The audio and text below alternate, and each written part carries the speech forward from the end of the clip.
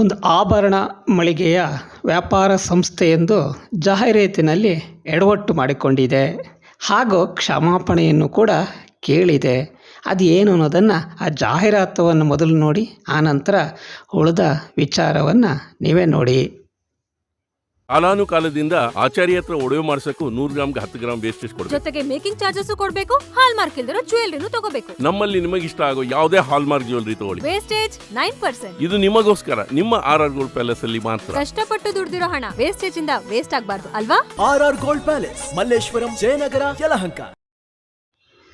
ಈ ಜಾಹೀರಾತನ್ನು ನೀವು ನೋಡಿದ್ರಲ್ಲ, ಈ ಜಾಹೀರಾತಿನ ಪ್ರಕಾರ ಪಾರಂಪರಿಕವಾಗಿ ಯಾರು ಅಕ್ಕಸಾಲಿಗ ವೃತ್ತಿಯನ್ನು ಸಹಸ್ರಾರು ವರ್ಷಗಳಿಂದ ಮಾಡ್ಕೊಬಂದಿದ್ರೋ ಅವರೆಲ್ಲ ಮೋಸಗಾರರು.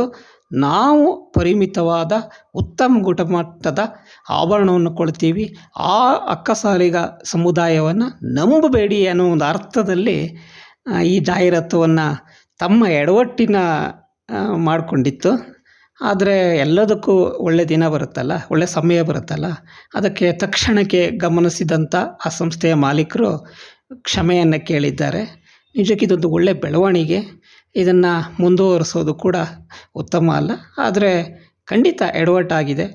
ಅದು ಭಾಳ ತಪ್ಪು ಇಡೀ ಸಮಾಜಕ್ಕೆ ತಪ್ಪು ಸಂದೇಶ ನೀಡುವಂಥ ಒಂದು ಎಡವಟ್ಟಾಗಿತ್ತು. ಆದರೆ ಅದು ಈಗ ಪರಿಹಾರ ಆಗಿದೆ. ಸೊ ಎಲ್ಲದಕ್ಕೂ ಒಂದು ಒಳ್ಳೆಯ ಸಮಯ ಬರುತ್ತಲ್ಲ, ಹಾಗೆ ಅವರು ಕೂಡ ಕ್ಷಮೆ ಕೇಳಿದ್ದಾರೆ. ನಮಸ್ಕಾರ, ನಾನು RR ಗೋಲ್ಡ್ ಪ್ಯಾಲೇಸಿಂದ ಮಾತಾಡೋದು. ನಾನು ಇತ್ತೀಚೆಗೆ ನಾವು ಒಂದು ಅಡ್ವರ್ಟೈಸ್ಮೆಂಟು TVಯಲ್ಲಿ ಕೊಟ್ಟಿದ್ದು. ಅದರಲ್ಲಿ ಆಚಾರಿ ಬಗ್ಗೆ ಏನಕ್ಕೆ ತಪ್ಪಾಗಿ ಹೇಳಿದೆ ಅಂತ ಅಂದ್ಬಿಟ್ಟಿದ್ದೆ ಹೇಳ್ದು. ನಮ್ಮ ಉದ್ದೇಶ ನಯಾ ಪೈಸೆಯಷ್ಟು ಆ ಥರ ಏನೂ ಇರಲಿಲ್ಲ. ಕಾಲಾನುಕಾಲದಿಂದ ಆಚಾರ್ಯರೂ 10 ಗ್ರಾಮ್ಗೆ 1 ಗ್ರಾಮ್ ತೊಗೊಳ್ತಿದ್ರು ಅನ್ನೋದು ಹೇಳಿದ್ದೀವಿ. ತಮ್ಮೆಲ್ಲರ ಮನಸ್ಸಿಗೆ ಬೇಸರ ಆಗಿದ್ದರೆ ತಪ್ಪಾಗಿದೆ. ಮತ್ತು ಒಂದು ಹೇಳಲಿಕ್ಕೆ ಇಷ್ಟಪಡ್ತೀನಿ, ಆಚಾರ್ಯರು ಇಲ್ಲದೆ ಗೋಲ್ಡ್ ಜ್ಯುವೆಲರ್ಸ್ ಇಲ್ಲ. ನಿಮ್ಮಿಂದನೇ ನಾವು ಇರೋದು, ನಾವು ಬದುಕ್ತಿರೋದು, ನಾವು ವ್ಯಾಪಾರ ಮಾಡ್ತಿರೋದು, ಲಾಭನೂ ಗಳಿಸ್ತಾ ಇರೋದು. ಅದು ನನಗೆ ಖಚಿತವಾಗಿ ಗೊತ್ತಿದೆ. ಹಾಗಾಗಿ ಅದು ನಿನ್ನೆ ನಮಗೆ ವಿಚಾರ ಗೊತ್ತಾಯಿತು. ಒಂದಿಬ್ಬರು ಫೋನ್ ಮಾಡಿದರು ನಮ್ಮ ಸ್ಟೋರ್ಗೆ. ಇಮ್ಮಿಡಿಯೇಟ್ ನಾವು ಅದನ್ನು ಸ್ಟಾಪ್ ಮಾಡಿದ್ದೀವಿ. ಆ ಆ್ಯಡೇ ತೆಗೆದು ಬಿಟ್ಟಿದ್ದೀವಿ. ಹಾಗಾಗಿ ತಮ್ಮ ಮನಸ್ಸಿಗೆ ಏನಾದರೂ ನೋವಾಗಿದ್ದರೆ, ಬೇಸರ ಆಗಿದ್ದರೆ, ನಮ್ಮ ಉದ್ದೇಶ ಖಂಡಿತ ಅದು ಇರಲಿಲ್ಲ. ಹಾಗಾಗಿ ಕ್ಷಮೆ ಇರಲಿ. ಆ ಥರ ನಿಮ್ಮ ಮನಸ್ಸಿಗೆ ಆಗಿದ್ದರೆ ನಮ್ಮ ಉದ್ದೇಶ ಇಲ್ಲದೇ ಇರೋದ್ರಿಂದ ನಾನು ಸಾರಿ ಹೇಳ್ತೀವಿ. ಹಾಗಾಗಿ ಇಮ್ಮಿಡಿಯೇಟಾಗಿ ಅದನ್ನು ನಮಗೆ ಮನವರಿಕೆ ಮಾಡಿದ ತಕ್ಷಣ ಇಮ್ಮಿಡಿಯೇಟ್ ಅದನ್ನು ಸ್ಟಾಪ್ ಮಾಡಿದ್ದೀವಿ. ಹಾಗಾಗಿ ಏನು ಅನ್ಯತಾ ಭಾವಿಸಬೇಡಿ, ತಪ್ಪಾಗೂ ತಿಳ್ಕೊಬೇಡಿ.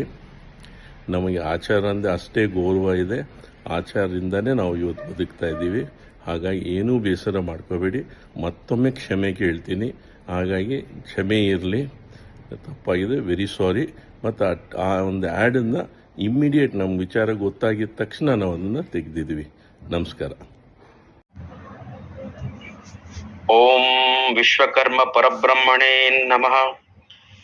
ಓಂ ಜಗದ್ಗುರು ತಿಂಥಿಣಿ ಮೌನೇಶ್ವರಾಯ ನಮಃ. ಈಗಾಗಲೇ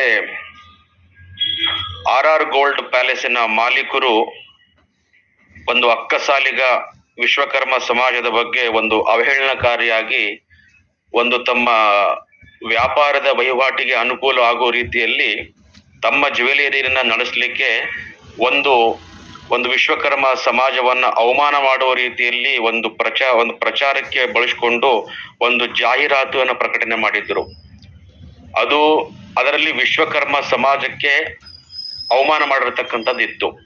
ಇದನ್ನ ಖಂಡಿಸಿ ನಾಳೆ ದೊಡ್ಡ ಪ್ರಮಾಣದಲ್ಲಿ ಇಡೀ ಕರ್ನಾಟಕದಲ್ಲಿ ಹೋರಾಟವನ್ನ ಮಾಡಬೇಕು ವಿಶ್ವಕರ್ಮ ಸಮಾಜದಿಂದ ಅಂತಕ್ಕಂಥದ್ದನ್ನ ಎಲ್ಲರೂ ಕೂಡ ನಾವೆಲ್ಲ ಸ್ವಾಮೀಜಿಗಳ ಜೊತೆ ಇವತ್ತು ಚರ್ಚೆ ಮಾಡಿದ್ವಿ, ಕೆಲವು ಪ್ರಮುಖ ಸ್ವಾಮೀಜಿಗಳ ಜೊತೆ.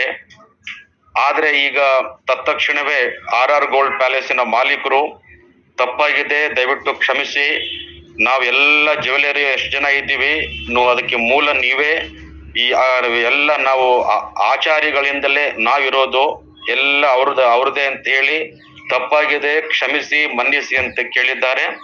ಹಾಗಾಗಿ ಅವರು ಕ್ಷಮಾಪಣೆ ಕೇಳೋದ್ರಿಂದ ಈ ಮುಂದಿನ ಹೋರಾಟ ಮತ್ತು ಮುತ್ತಿಗೆ ಹಾಕುವಂತ ಕೆಲಸವನ್ನ ಬಹುತೇಕವಾಗಿ ಹಾಕೋದು ಸೂಕ್ತ ಅಲ್ಲ. ಯಾಕಂದ್ರೆ ಅವರು ಕ್ಷಮಾಪಣೆ ಕೇಳಿಬಿಟ್ಟಿದ್ದಾರೆ. ಆದರೆ ಬರೋ ದಿನಮಾನದಲ್ಲಿ ಎಚ್ಚರ ಇರಲಿ. ವಿಶ್ವಕರ್ಮ ಸಮಾಜದ ಬಗ್ಗೆ ಯಾವನೇ ಹಗುರವಾಗಿ ಮಾತನಾಡಿದರೆ ಕೂಡಲೇ ದೊಡ್ಡದಾಗಿರ್ತಕ್ಕಂಥ ಧರಣಿಯನ್ನ ಮಾಡಿ ಕಾನೂನಾತ್ಮಕವಾಗಿ ಶಿಕ್ಷೆ ಕೊಡ್ತಕ್ಕಂಥ ಕೆಲಸವನ್ನ ನಾವು ಮುಂದಿನ ದಿನಮಾನದಲ್ಲಿ ಮಾಡಿಸ್ತೀವಿ. ಇದು ಎಲ್ಲರಿಗೂ ಒಂದು ಪಾಠ ಆಗಲಿ. ಯಾರು ವಿಶ್ವಕರ್ಮ ಸಮಾಜದ ಬಗ್ಗೆ ಅವಹೇಳನವಾಗಿ ಮಾತನಾಡ್ತಕ್ಕದ್ದಲ್ಲ. ಮುಂದಿನ ದಿನಮಾನದಲ್ಲಿ ಯಾರಾದ್ರೂ ಮಾತನಾಡಿದ್ರೆ ಅವ್ರಿಗೆ ಈ ಒಂದು ಹೇಳಿಕೆಯಿಂದ ನಾನು ಅವರಿಗೆ ಎಚ್ಚರಿಕೆಯನ್ನ ಕೊಡ್ತಾ ಇದ್ದೇನೆ. ಓಂ ನಮಃ ಶಿವಾಯ. ಓಂ ನಮಃ ಶಿವಾಯ.